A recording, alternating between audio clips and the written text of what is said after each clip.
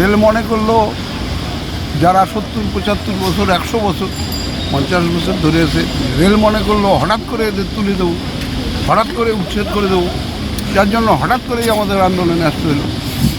হঠাৎ করে এই আন্দোলনে আসলাম গরিব মানুষগুলোকে বাঁচানোর জন্য। এরা বাস্তুরা হয়ে গৃহহারা কোথায় যাবে? এরা গাছতলায় থাকবে, এদের বাচ্চারা কোথায় থাকবে, এদের বৃদ্ধ বাবা মারা কোথায় থাকবে? আমি মনে করে নিলাম জোয়ান লোকরা গাছতলাতেই থাকবে। মোদী সরকার উনি বলছেন মানতে হবে ফরমান, গাছতলায় থাকবে জোয়ান লোকরা। বৃদ্ধ বাবা মা কোথায় যাবে? শিশুটা কোথায় যাবে?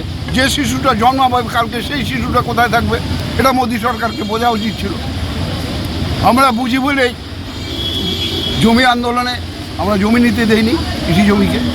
আমরা বুঝি বলে দিনহাটা শহর যে দিনহাটা যে সড়ক হয় দিনহাটা কুচবিহার বাবুরহাট, সেই সড়কে যে জায়গায় প্রচুর দোকানপাট ছিল সেখানে সম্প্রসারণ করা হয়নি গরিব মানুষকে বাঁচানোর জন্য।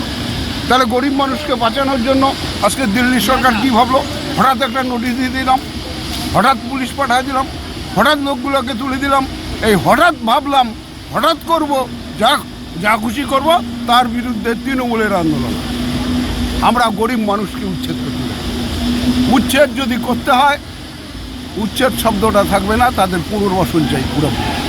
তাদের জমি দেওয়া হোক, সে রেল দপ্তরের জমি হোক, অন্য কোনো জমি হোক, তাদের বাড়ি করার ব্যবস্থা করা হোক, তবেই আমরা এই আন্দোলন থেকে সরে নাই।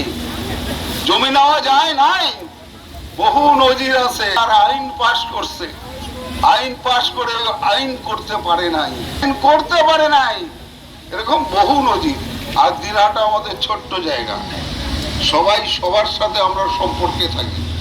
যতগুলো মানুষ আমি এখানে দেখতেছি সবার মুখে একটা আতঙ্কের ছাপ, ভয়ের ছাপ যে উনি আমার কথাগুলো হয়তো আধা শুনছেন না, মনে মনে ভাবতেছেন উনি কি বলতেছে না বলতেছে, আমার তো ঘর ছাড়া লাগছে। এটা মানুষের মধ্যে আতঙ্ক, ভয় একটা তৈরি হয়ে গেছে। আপনারা, আমি বলি যে অনেক লড়াই প্রতিদিন করেন মায়েরা, প্রত্যেক দিন করেন, বাড়িতে প্রতিদিন যুদ্ধ করেন। যখন উনান জ্বালান, খড়ি ভেজা, খড়ি জ্বলে না, উনান জ্বলে না, নাকি কেরোসিন তেল হলেন নাকি, তাও জ্বালান। হাড়ি যখন চড়ান তখন হয়তো চাল